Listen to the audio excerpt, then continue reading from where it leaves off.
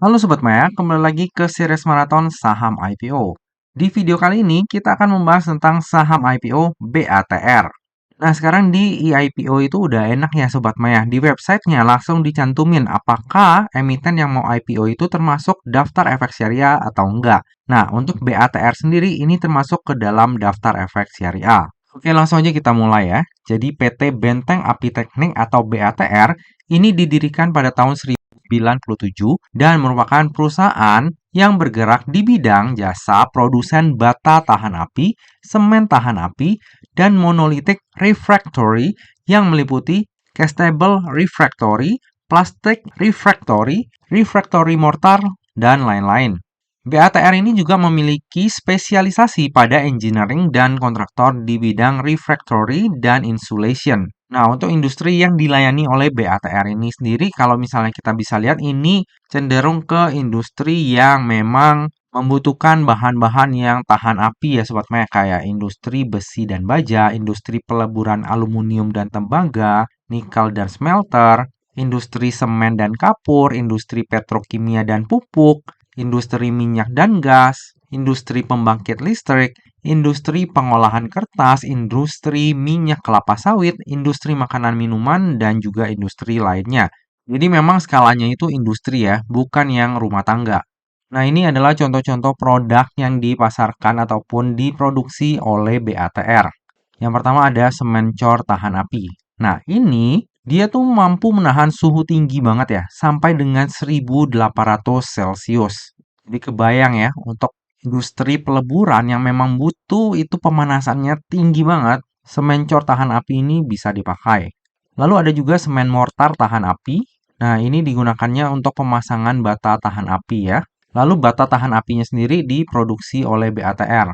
Nah, bata tahan api ini mampu menahan suhu itu hingga 1800 derajat Celcius. Lalu selain itu ada insulating brick atau bata isolasi tahan api ya. Lalu ada juga fire brick special shape.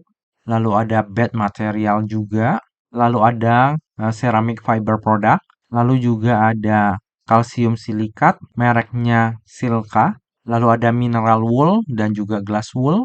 Dan ada juga produk cold insulation yang bisa tahan sampai suhu minus 40 derajat Celcius. Kalau saya cari-cari, untuk industrinya BATR ini sendiri, kayaknya BATR ini adalah perusahaan pertama yang listing di BEI ya. Kalau misalnya Sobat Maya tahu perusahaan lain yang usahanya itu sama kayak BATR, yang udah listing di bursanya kita, boleh bantu share di kolom komentar ya Sobat Maya. Nah, ini adalah klien-klien dari BATR. Jika kita lihat, ini nama-nama besar semua ya. Pertamina, Petrokimia, Pupuk Iskandar Muda, PLN, Inalum. Terus ada juga sampai ke TPIA. Lalu ini adalah struktur pemegang saham dari BATR. Seluruhnya dipegang oleh individu dengan kepemilikan terbesar dimiliki oleh Bapak Ridwan sebesar 54,62%.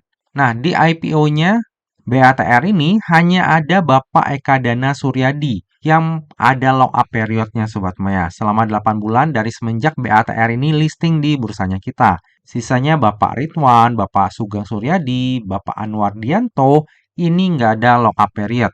Dalam artian kalau misalnya mereka mau buang sahamnya begitu listing, ya itu sebenarnya bisa-bisa aja. Tapi setahu saya hingga saat ini belum pernah kejadian ya seperti itu ya. Karena kalaupun kejadian, saya yakin sih itu ditegur sama bursa juga. Oke, lalu ini adalah laporan laba rugi dari BATR.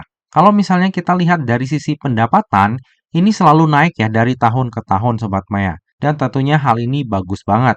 Namun kalau misalnya kita lihat dari sisi net profit, ini net profitnya dari tahun 2020 ke tahun 2021 malah terjadi pengurangan ya. Tapi di tahun 2022 naik hampir 4 kali lipat menjadi 12,3 miliar.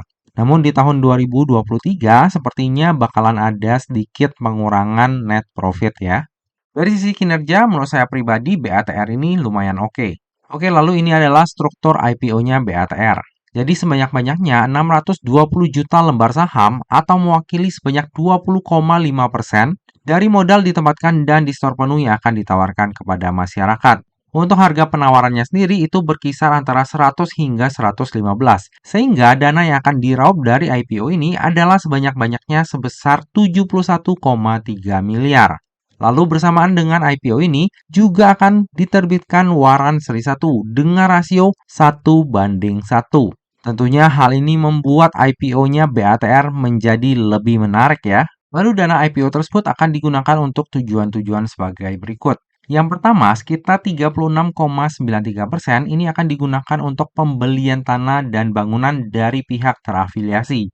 Lalu yang kedua, sekitar 9,56% ini akan digunakan untuk pembangunan dan perbaikan bangunan. Lalu yang ketiga, sekitar 5,42% akan digunakan untuk pembelian peralatan laboratorium. Lalu yang keempat, sekitar 6,54% akan digunakan untuk pembelian mesin produksi. Dan sisanya, sekitar 41,55% ini akan digunakan sebagai OPEX. Nah, untuk tujuan penggunaan dana IPO-nya cukup bagus ya Sobat Maya, walaupun ada sebagian dana yang dipakai untuk transaksi afiliasi. Lalu yang akan menjadi underwriter di IPO-nya BATR ini adalah KGI Sekuritas Indonesia atau dengan kode brokernya HD. Nah, HD ini cukup sering ya mengawal saham IPO, tapi rata-rata dia itu sebagai joint lead aja. Salah satu contoh IPO yang dikawal tunggal oleh HD itu adalah Hygiene, yang berhasil tutup di zona hijau di hari pertamanya listing. Nah, kalau misalnya kita lihat track record-nya HD, ini juga cukup bervariasi ya Sobat Maya. Ada yang arah, ada yang kuning, ada yang ARB berjilid-jilid, ada juga yang tutup di zona hijau. Ya, semoga aja di BATR ini HD nggak mengecewakan ya. Lalu ini adalah laporan keuangan dari BATR. Jika kita lihat dari sisi ekuitas, ini cenderung meningkat ya dari waktu ke waktu Sobat Maya. Dan tentunya hal ini adalah hal yang bagus. Lalu dari sisi aset juga kebanyakan ini aset lancar ya dibandingkan aset tidak lancarnya. Dan saya lihat jumlah kas dari BATR ini ya juga lumayan oke. Lalu berikut ini adalah valuasi dari BATR di harga IPO-nya yaitu di harga 100 dan harga tertingginya yaitu di harga 115. Jika nantinya BATR ini listing di harga terendahnya yaitu di harga 100, maka PER-nya akan berada di 29,75 kali dengan PBV sebesar 2,27 kali dan market cap sebesar 302 miliar. Lalu jika nantinya BATR ini listing di harga tertingginya yaitu di harga 115, maka PER-nya itu akan berada di 34,21 kali dan PBV-nya di 2,44 kali dengan market cap sebesar 347 miliar. Nah, untuk valuasi dari BATR ini cenderung standar ya Sobat Maya untuk ukuran saham IPO. Nah, dari tadi udah banyak hal yang kita bahas, sekarang tiba juga kita ke bagian kesimpulan. Kesimpulan yang pertama, secara bisnis, BATR ini cukup menarik ya. Pendapatannya selalu meningkat dari waktu ke waktu, dan kliennya pun mayoritas merupakan perusahaan besar. BATR ini juga merupakan perusahaan pertama di industrinya ya, yang go public. Kalau misalnya Sobat Maya tahu perusahaan lain yang udah go public dan industrinya sama dengan BATR, mohon koreksi saya di kolom komentar ya. Kesimpulan yang kedua, valuasi dari BATR ini tergolong standar ya untuk ukuran saham IPO. Untuk tujuan penggunaan dana IPO-nya juga cukup bagus, walaupun memang sebagian dana merupakan transaksi afiliasi. Kesimpulan yang ketiga, underwriter dari IPO-nya BATR adalah HD. Track record HD dalam mengawal saham IPO ini cukup bervariasi. Saham terakhir yang dikawal tunggal oleh HD adalah Hygiene, yang berhasil ditutup di zona hijau. Semoga aja di IPO-nya BATR ini HD akan mengeluarkan potensi terbaiknya. Kesimpulan yang keempat, bersamaan dengan IPO ini terbit pula waran seri 1 dengan rasio 1:1. Hal ini membuat IPO-nya BATR menjadi lebih menarik ya, karena dapat meminimalisir resiko kerugian di IPO-nya BATR. Kesimpulan yang terakhir, saya sendiri akan memanfaatkan momentum IPO ini untuk mendulang cuan. Dari sisi perusahaan menurut saya cukup menarik. Lalu dari sisi valuasi juga cenderung aman ya, standar lah untuk ukuran saham IPO. Lalu underwriter-nya juga HD, nggak terlalu parah-parah banget.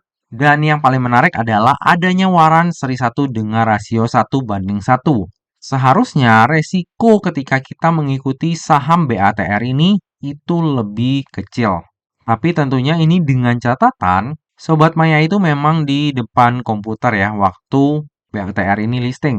Karena kalau misalnya kita ingat baik, itu EP dan HD ya yang mengawal IPO-nya baik, itu penjatahannya kecil, warannya 1:1, tapi tetap aja cuma dibuka di zona hijau, tutupnya ARB. Jadi kalau misalnya telat jual, bukannya cuan, malah jadi bocuan. Seperti biasa ya Sobat Maya, yang namanya saham, terlebih saham IPO, itu nggak pernah luput dari yang namanya resiko. Jadi bagi Sobat Maya yang mau melakukan order saham IPO BATR, pastikan Sobat Maya melakukan order sesuai dengan resiko yang siap untuk Sobat Maya tanggung ya.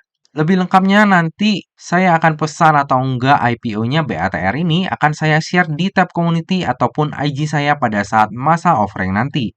Nah Sobat Maya, demikianlah video review saham IPO BATR. Semoga aja video ini dapat bermanfaat bagi Sobat Maya semuanya dan dapat menjadi bahan pertimbangan nih. Apakah nantinya Sobat Maya akan membeli saham IPO BATR atau enggak? Nah Sobat Maya, demikianlah video kali ini. Akhir kata, jangan lupa untuk selalu jaga kesehatan, jangan lupa untuk selalu bahagia, dan semoga perjalanan investasi kita selalu cuan bareng-bareng ya.